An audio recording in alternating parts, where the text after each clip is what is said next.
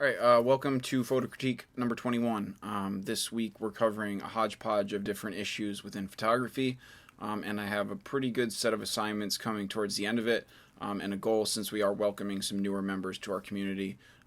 Welcome to our new members. I don't remember everyone's name off the top of my head. I know Andy's one of them, so hey Andy. And then we got another new person today, so welcome both of you to the group. So we're going to cover some stuff tonight that we've covered before, maybe a little bit. We'll cover it a little bit more in depth, such as the tone curve, which Dave needed a little bit more assistance on.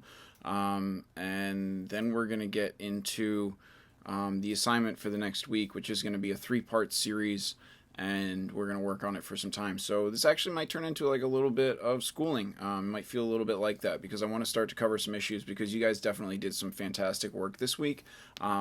Your images are definitely fantastic. Across the board, all of you are progressing extremely well.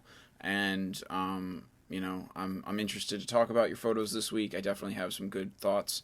So I guess we'll get right to it here in a minute, but I first wanted to say for anybody else who's watching this video, my name is Korey Rowe. This is a photography class that I do here on the internet for free. It's just to help people find their passion within photography and try to excel that passion in a forward direction by giving some basic instruction on the fundamentals of photography and how you can achieve better shots through better understanding of the equipment that you're using. So that's what this is in case you're new or just watching it, and we're going to get right into it. I guess, but before we get to pictures, Glenna and Kim were definitely asking about some wide-angle lenses for their Nikons. And this is a topic that's a good thing to talk about as I've learned a little bit about it recently. Sean also has a wide-angle lens, and he has quite a tale to tell about owning that wide-angle 10 to 18 millimeter lens for his crop sensor T3. And congratulations, Sean, on your brand new 70D. I'm very excited for you, and I can already see you taking some great photography. But my point was wide-angle lenses. So we're gonna, well, hold on, let me go ahead and type this in. I want you guys to understand that all these answers are right in front of you too. I mean, all I'm doing is going to Google. In fact, we can go right to my screen right now. And, just type in basic stuff. I don't even spell it right most of the time. So, we're talking about wide-angle lenses for Nikons. And this is also wide-angle lenses for a lot of people. I personally don't own a wide-angle lens. And the reason being is that I haven't really run into a situation where I've needed it. Typically, wide-angle lenses are used for two things: landscape photography and real estate photography. Landscape photography is difficult to use a wide-angle lens for because, as Sean learned very quickly, it makes things look proportionally very small because you're incorporating such a wide focal length. At the same time, it also can warp and distort the edges of your image because of that rounding effect that you get from such a lens. It's a difficult lens to work with, and it honestly isn't suggested that you purchase that lens at this time. Wide-angle lenses are difficult to work with, as I said. They're also very expensive. A base wide-angle lens, a Rokinon 14mm f2.8 is $350, and that's basically, there's a Nikon AFS DX Micro Nikon for $279 also, and let's click on that one real quick. I apologize, there's a washing machine and a dryer going in the background. You might hear that. So we're going to click on a basic Nikon lens, the Nikkor 40mm. That's not a wide-angle lens at all. What is a 40mm doing coming up as a wide-angle lens? It's worthless. So, wide-angle lens, and again, you have to remember the crop factor on crop sensor cameras, 1.6 times anything in your focal length. So even if you're using a 10mm lens, you're still coming in at 14, 15 millimeters, 16 millimeters. So, what I recommend is you have a kit lens that goes to 18 millimeters. Use 18 millimeters. If you need wider than 18 millimeters, then you better be taking real estate photography or some beautiful landscapes. I'm renting a Canon A7R Mark II, which isn't even out yet, but hopefully I'm going to get it in time for Iceland. And with that, I'm renting a 16 to 35 millimeter wide-angle lens, variable focal length, And 16 millimeter on a full frame camera is very wide. And the only reason I'm getting that is because I'm going to an environment where I'm expecting to take some incredible scenic photos that require a wide angle lens, and I want to have that. But at the same time, 16 millimeters is still very wide and hard to utilize. I'm only getting it because I don't want to not have it. Am I expecting to use it a lot? Definitely not. Am I expecting to use it a couple times? Yeah, it'll be nice to have, and it'll be nice to have with that camera. But at the same time, I'm really getting that lens for more around the 24 to 35 millimeter range. That's a more proportional range for good photography, including portraits or even scenery. So at the same time, I like to shoot panoramics, and I do that shooting vertically and zoomed in instead of shooting with just one wide angle lens, and then I like to stitch those together. So wide angle lenses are, they're a beast. They're a fickle bitch. They're expensive, they're hard to work with, and if you don't need them, I don't recommend that you get them. And I apologize, Sean, that I didn't give you that information, but luckily, I've learned this information since you bought that lens, and you've learned to work with it and now appreciate it for its abilities, and that's a fantastic step as a photographer to take, because now you understand that lens, and you understand its capabilities and how it works, and that's a good tool to have in your arsenal. In fact, I wouldn't mind borrowing it for Iceland, Either way, moving on. So we talk about wide angle lenses. I guess I want to talk about video settings for you guys, but not in this video. So I'll make a separate video about the video settings that you need, Sean, with your new 70D, as well as anybody else who wants to shoot video. So I guess let's go back to my screen and let's get right into photos this week. So we got a lot of great submissions. Great stuff across the board. Kim, your photos stand out as they need post-processing, and I understand that's still something that you're getting into, but we'll talk more about that. First, we'll get into Brenda. Brenda sent 2 firework photographs, for the 4th of July. Great choices, and I like your different, your contrast between the two. The first one we have up is the smiley face here, and I like the smiley face because the smiley face is cool. It's very clear in what it is, and let's go to your settings. 1/60th of a second, ISO 800, f5.6. So you took a quick image so that you didn't get any trails, and it made this image clear, which I appreciate, and I think it looks really good. It looks like your whites are off, and I don't know if I can even enhance that. Yeah, it's just bringing them up slightly. And that's just to match this, and we'll get into that in a few minutes. So first one of the 2, very nice. Oh, it brought up a little bit of smoke down here. The smoke might be distracting now that I brought your whites up more, and I can see as why you left it dark. But a great image. Out of the 2 you sent in, I definitely think I appreciate this one more. And this is 1/5 of a second, so you definitely slowed down that shutter speed, allowed yourself to capture some trails. You have some trees here in the foreground, which give it a little, and over here as well, some nice framing. This is a fantastic shot. Shot vertically. You turn the camera. You shot in, from what I can tell, at least in some manual mode. So this is really nice work, Brenda. Quite proud of you for this shot. Moving on, Sean sent us a beautiful image of, I don't know the name of this flower off the top of my head. I feel like I should, but I don't. It's a nice shot, but Sean, actually, and I apologize that I'm doing that in this forum, but I want you to check your monitor.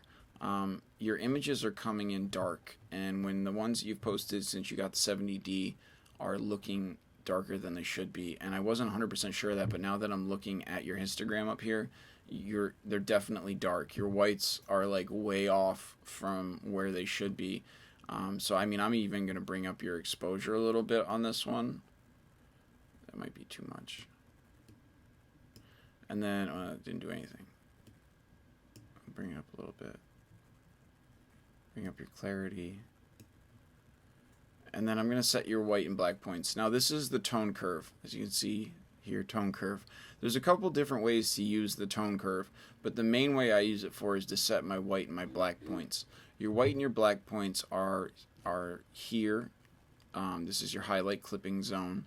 And then this is your black clipping zone, your shadow clipping zone. Does it tell me that? Show shadow clipping, yeah. So here, you're not close. So the tone curve is going to drag your whites into that area. And when it's good to go, it'll turn white. Now this is extremely dramatic. It's not always correct, and that's because the exposure, I guess, was so low. And maybe your exposure meter is lower than it should be, because that's way too hot. But somewhere back here in this range, I mean, this is where it was. That's very, very dark. Your white should be more in this range. And there's other things that we can do. Turn up the vibrancy and things of that nature. Add a slight bit of contrast. Maybe a dip of saturation.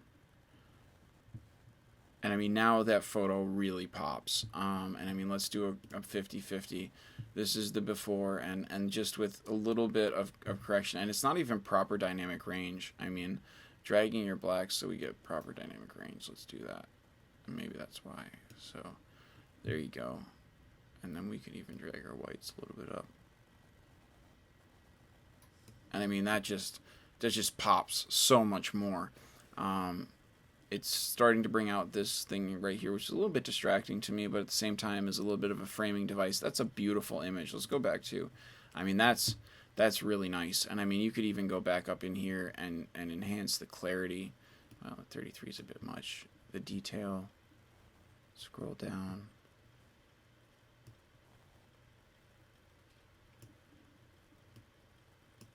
Bit of masking. And then what you could get into is you're enhancing your greens in the background, changing that color. There we go. That's like a deeper green. And that, man, that's a beautiful image. And it really just took a little bit of post-processing. Let's go back to the 50-50. You know, it's very clear. The color's defined. It's just amazing what you can do in post-processing with an image like this. So I think you need to work on your post-processing a little bit more. I think that's going to help your overall photography. And I think you should also calibrate your monitor and check your exposure settings on your camera, because you're coming in dark. And that's that. G. Glenna? Damn it. I'm so bad with names, guys. I'm sorry. I just know that G went out and she had a photography session. And she practiced on some open shutters. Now, you sent me 2 of these images. They appear to be the same thing. One looked like it was slightly post-processed, and I believe this to be the raw. So between the 2, the first thing that you did was you definitely adjusted this a little bit, and maybe I'm doing, no, yeah, you did it to bring the building more into level. Maybe I did that too much. But this is, I mean, I know you were with someone who's giving you a lesson, and so I don't want to poo-poo someone's lesson. This is a fantastic shot. It's very clear. You have light trails here from your open exposure. Let's see what your settings are. 15 seconds, f8, 18 millimeters, so you're as far as wide as you can. ISO is at your base. 15 seconds, a nice long open shutter. I like the water here. I like the trails of the car passing by. This is a beautiful shot. What I don't 100% like about it is the camera position. I feel like if you had lowered the camera position, because I mean, what is your subject here? Your subject really is this. I mean, the building is in the background, and it's nice to have the light trails, but the real subject here is this and the water. So if, in my mind, had you lowered the camera down to closer to ground level and isolated your subject in the zone in the left corner, losing that monument, and isolating that as your corner point, and then even bringing this down, I don't know. I mean, I let the light trails pop more now. Like at first I didn't notice them, and I feel like if this was lower, it would give you a more arching dominating effect from a lower angle, and I feel like it would be a more powerful image. At the same time, you did some fantastic work as far as advancing your camera settings and doing some open shutter stuff. So I appreciate the photography lesson that you went out and the passion that you drove forward towards that. And you know, I'm totally against 5'6" shots. I mean, I do it myself sometimes, but I feel the camera should be at the angle to express the subject in which you're portraying. And people often take the wrong angle of a great shot because they just stand there instead of taking a knee or even laying in the grass or the dirt when they could get a truly dynamic image. And that's just my personal opinion. But either way, you get an honorable mention this week for sure because this is a fantastic shot. Next, we're going to go to Miss Kim. So Kim, definitely some nice images, some nice color, but what concerns me in this is it's overexposed. Let's check your settings. 1/125th of a second, f5.6, 52 millimeters, ISO 100. So as you can see, you're right up top on the histogram and you're peaking and you've lost some overexposure here. So the first thing I'm going to do is bring your exposure down. And that's not going to work because it's just going to overall bring the entire image down. So that's going to go back up. I'm going to drop it a little bit, but I'm then going to try to drop your highlights. Your highlights are going to take away those high-end reflections, your highlights. As you can see, though, there's still some image loss in this area, and I'm not going to be able to bring that back.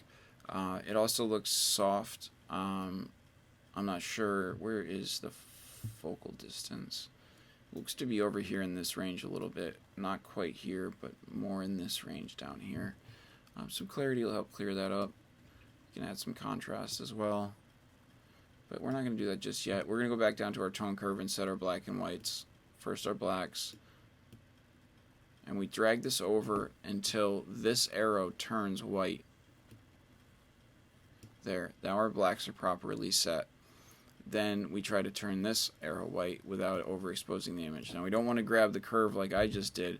You want to grab in the top corner and expand that out until it turns white. Now apparently that's your whites set properly. I think that's too hot, so I'm going to drag it back a little bit. Actually, that kind of is cool, but no.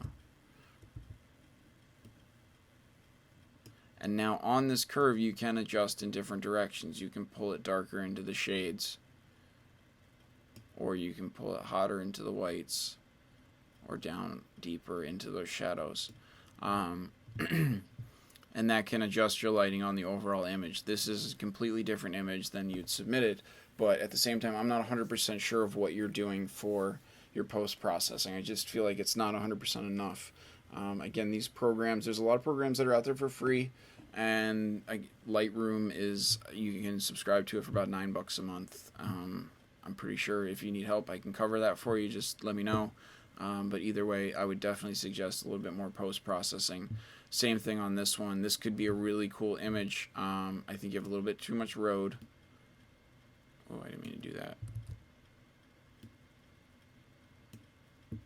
A little bit too much sky. A little too much tree. And then you definitely need to do a whole bunch of stuff to this. I mean, even that angle is still not right, but setting your black points is a good place to start. Your whites are already overexposed. You can't really bring it down. Definitely adding contrast, adding clarity, adding vibrancy. I would also use a gradiated filter on this.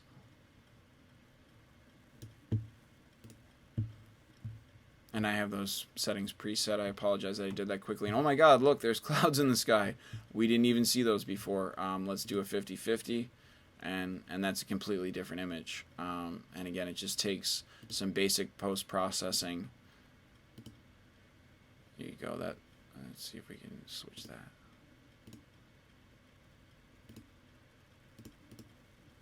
Yeah. Oh crap. I think I broke it. Yeah, I broke it. Let's go. Yeah, and back to here. Either way, you get the point. It's still good shots, but you just need to work on your post-processing a little bit more. All right. What we got next? Let's go to Dave. Dave gets an honorable mention for sure this week. Dave captured lightning. Now, Dave doesn't have a light meter that can capture lightning, and there's no human way to shoot an image fast enough where you're going to capture it unless you lead or you have some kind of camera. So what he did is he ran video, took a screen grab, and then post-processed that. Obviously, because I have no data across the board, and that's fine because he did something that pushed his abilities as a photographer to capture something he normally wasn't able to capture, and he manipulated his settings to do that. And I'm impressed by that because you had a goal and you achieved it despite your camera's limitations. And that is, in essence, what I think great photography is understanding the equipment that you're using and then maximizing your result by your knowledge of it. So, great job. Definitely an honorable mention to Dave this week as well. As far as this image, there's not really much I can say about it as far as, yeah, everything I do is it's a compressed, manipulated screen grab, so there's not much I can do, but the image itself is still very cool, and the effort that went behind it I appreciate. So I don't even know how you got 5 stars, you son of a bitch. You gave yourself a rating. Dave gets 5 stars. Way to go, Dave. But then we're gonna go to, let me just scale here. Oh, wait, we got a couple more. I'm sorry, Dave, I almost skipped up. This is another one of Dave's. So Dave started with some open shutter stuff. This is a very good first practice run on open shutter. Some nice light painting across the center of the image. You can see these lights and how they're bursting in that manner. It shows you that it's open exposure. And I'll look at it at 30 seconds f22. So he closed it all the way down using that 50 mil ISO 100. So you close down that camera pretty much as you could. The only thing you can do is bulb mode above that, but I don't think your T3i has bulb mode. But great image. A lot of road, a lot of ROAD. I mean, it's cool, but I'd probably cut it there. Sky's good, but you could also bring it back down. It depends. You have a lack of subject in this image. With the other photo that we were looking at, there's definitely a subject with light trails to enhance it. It's hard to make just the light trails a subject. Also, I would suggest the higher you go, the more dynamic your range is going to be because you're going to capture both lights at a different angle, which will create layers of lights, and that can be very cool. So definitely good job and nice clear picture. And look at that, the first image with proper whites and black points on the histogram. Again, definitely huge thumbs up, Dave. Nice work. That's great. Who did this one? Whose is this? What is this? What is the name? How do I find the name? I'm going to say this is Dave's too. I have no name. Damn. Untitled 3 JPEG. I'm going to go to my email. I'm going to get to the bottom of this.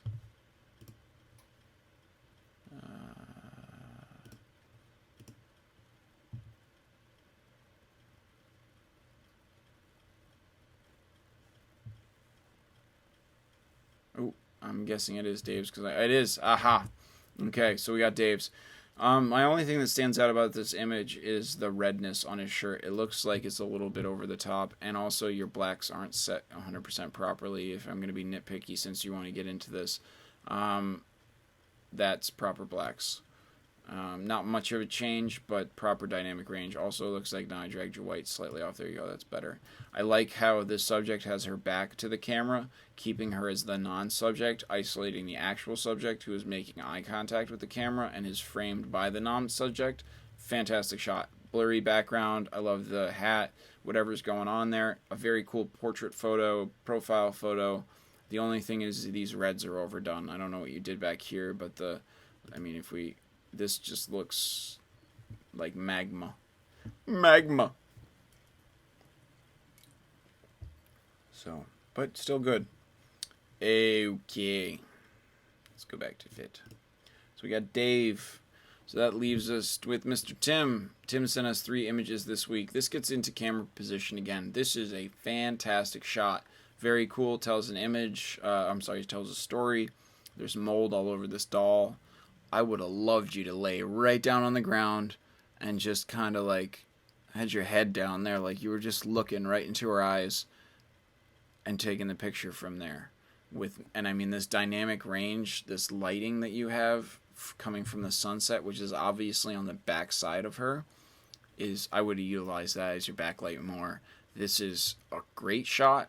Could have been an excellent shot. If you just dove in the dirt. You gotta make sacrifices. Next one, gets into camera position again. I'm totally against middle frame. You have a great opportunity here for leading lines, and I feel like you missed it. These train tracks here, if you had positioned your camera inside the tracks, utilize this as your left framing bracket, and then use the leading lines to direct with these out of focus other green plants, I think it would have been a really cool shot. Everything else about this, I love. I love the color, the temperature, the darkness. I just don't like the center framing of the plant. I think it would, even for me, and because, at least on the third, I think that's a better image because it just utilizes basic composition as in the rule of thirds. And to me, that I avoid center frame like the plague. It's just not something that I try to do at all. I will focus center frame with my camera, and actually we'll get into that in a minute as we get into the assignment. Is I'll focus my camera, and then, because I only use center point focus, AF, that's it. I don't use multi-focus points. I don't want the camera to choose the focal points for me. I choose the focal point myself and then position and frame the camera afterwards. So I hit that center focal point on my subject, wherever it is, half shutter press, slightly move to frame my device better, and then take the image. But out of those two images, pretty decent. The third one, you almost had it, man. And even still, I'm struggling. You guys sent some great shots in this week, and the thing I was hating on now, I'm actually liking even more, but it just doesn't make sense. And actually, I'm gonna nitpick because you did a great job with this photo. The leading lines of the river, the highlights reduction in the background, the isolation of the sky, it looks like you reduced some shadows here on the shoreline.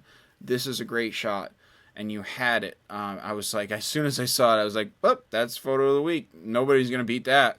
And I was sure that this was going to be it. And as I said that in my mind, I was like, that looks a little too bright here, and that looks a little too bright here. But I'm willing to let that go because this is a beautiful, beautiful photograph. Unfortunately, you got upstaged in the next photo that I'm going to show, and I want to critique it a little bit heavier now. If you get into these areas here where the leaves are meeting the sky, you brushed in with the brush and you changed the exposure in these areas, but you didn't get sharp enough in reducing the mask that you applied to it, and you need to get in there with an eraser and remove, and if you go to K, and so what I'm saying is you painted in this area, and then I'll show the mask. So it looks like that.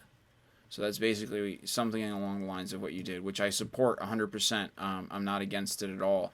But what you didn't do is you didn't remove it in these areas. So where you painted over here, you basically need to go back down to erase, and then with a fine-tooth comb, go through, and then even zoom in, change the size of your brush, and remove the mask in the area that it shouldn't be. And I'm doing it backwards. It should be in the sky. The tree should be what's being masked. And get in there and really remove as much as you can. And it's better to have a dark edge than an overly bright background edge that shows that you clearly masked that area. So that would be my suggestion on your photo. Because that was the photo of the week for like 2.5 seconds. And I want to also say this. I don't look at the names of these photos while I'm looking at them. I did look at this one because I was like, that's photo of the week. Nobody's going to beat it. Whose is it? It's Tim's. And you do get photo of the week often. But upstaged this week by Val. I didn't think it was going to happen. But let's get back into it. I was like, there's nobody's going to beat this. This is a perfect image. It is clear. It is defined. There is heavy contrast. The purple pops. The veins are alive. It is it's got out of focus foreground, in focus subject, out of focus background, dynamic range. Everything about it is just fantastic. Underneath the leaf here, I can't take my eyes off it. There's so much to look at, and even in this crop in camera shot that you did, that I'm really impressed, Val. Just really nice shot. And the other two shots you sent in are great. The fly too, which we'll get to in a second, and then the peach not as much, but still a good shot. These are fantastic shots. Just and it shows that you post processed it. I mean, this is a beautiful shot, and if you didn't post process it, then I'm horribly mistaken. But 36mm f8, 1/80th of a second, beautiful shot. The other one I really liked was the fly. I feel like your highlights are a little heavy. And I also feel like you could get away with cropping this in a little bit more. I mean, the fly is the subject. How far can we get in? I mean, that's cool. I'm sure you already did it. Up the clarity a little bit more. That's a little over sharp. Yeah, maybe increase the shadows. But that's a really cool shot too. And then the peach. The peach is good. I love the peach. Peaches are tasty. I like the branch here. Good framing. Actually, this is better than I thought. This is a perfect image. Again, you nailed it this week. So Val is the winner of Photo of the Week. Great work, Val. And what we're going to do is we're going to make your photo our cover photo for the group for the week. This was Dave's idea. And we're going to do that every week from here on out, where whoever the photo of the week is, we're going to make that the cover photo or the profile photo. One of those two photos is going to be the photo of the week. So great job. And I also want to take a minute and just say thanks to Dave. He does a lot of great stuff. I appreciate you, Dave. I appreciate you organizing the photos. He's always trying to come up with ideas for us of things that we can do to engage you guys in the room and keep it as an active and positive environment. And that's something I always try to strive for, is to keep it as a positive, progressive environment for photography and photography only. There's a lot of things that can distract us in life, but I designed this room, and actually really Dave designed this room with the idea of progressing people's photography and their passion for photography. So if you don't want to do anything with photography, this isn't the room for you. That's fine. So that's it. I'm going to get into our assignment for this week. So our assignment for this week, as I said, is a 3-part series that we're going to get into, and the first one is shutter speed.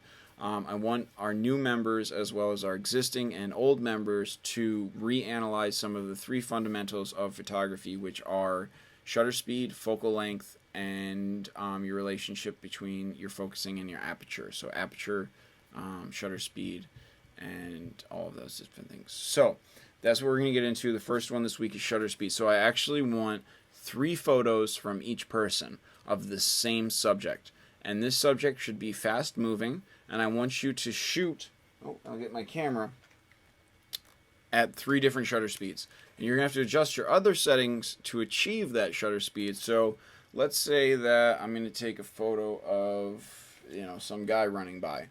Turn my camera on. I'm in manual. It's very, very dark in here. But first thing I'm going to do is I'm going to turn my f-stop all the way down. So on my kit lens here, my 18 to 135, I'm going to turn my minimum f-stop down to 3.5. I'll turn my ISO to automatic. Why not?